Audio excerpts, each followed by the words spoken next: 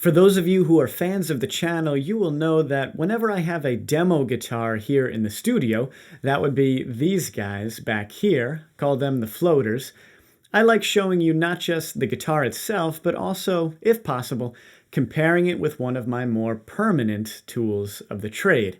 That would be these guys over here. I call them my children. Today is one of those comparison days. In the studio, we have the Epiphone inspired by Gibson 335, and I gotta say, I have been blown away by it, especially for its decent price. We're putting that up against my 335-ish guitar, you could say, the D'Angelico Deluxe DC.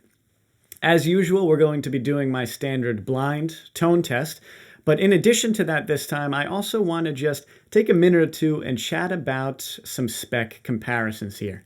Just a few things that I think stand out when comparing both of these guitars. Of course, if you want to jump to just the tones, feel free to check the description below for the timestamps. We've got three categories that I felt were the most important when comparing these two particular guitars. We have the necks, the fret wire, and the pickups. As far as the necks go, I feel like the win in this category has to go to the D'Angelico. The Epiphone has a nice full neck profile, which honestly I normally prefer, but somehow, I don't know how, but the D'Angelico has possessed the ability to have a full neck while also being slim at the same time. And I know that makes absolutely no sense, but I promise you that's how it feels. And it's just a tad more comfortable wrapping my hand around. In addition, the D'Angelico has a matte cherry finish on the body, and that extends to the back of the neck as well. And having that matte finish makes it real smooth when you're running your hand up and down. Next, we have the fret wire. The Epiphone here takes the clear win because the D'Angelico comes with some monster frets, which are just not my favorites personally. When you run for a quick slide up the neck, it almost feels like you're hitting a curb at 60 miles an hour, and sometimes my fingers just aren't prepared for that kind of abuse. The Epiphone comes with a little bit less bombastic of a fret size, and it's just a touch more friendly to play. Our final category is the pickups, and to me it's clear that we have a considerable victory for D'Angelico here. As I've said in a previous video, the Epiphone Alnico Classic Pros are actually really great pickups, but the D'Angelico comes with Seymour Duncan DA59s.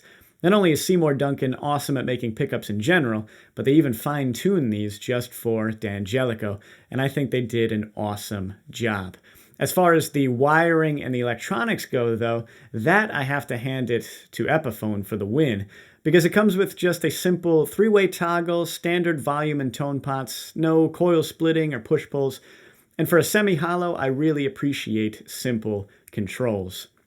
The D'Angelico comes with coil splits and a 6-way toggle switch, and sometimes it could just be kind of cumbersome, for me anyways. If we were to tally up the points here, we'd probably see that both of these guitars are fairly evenly matched.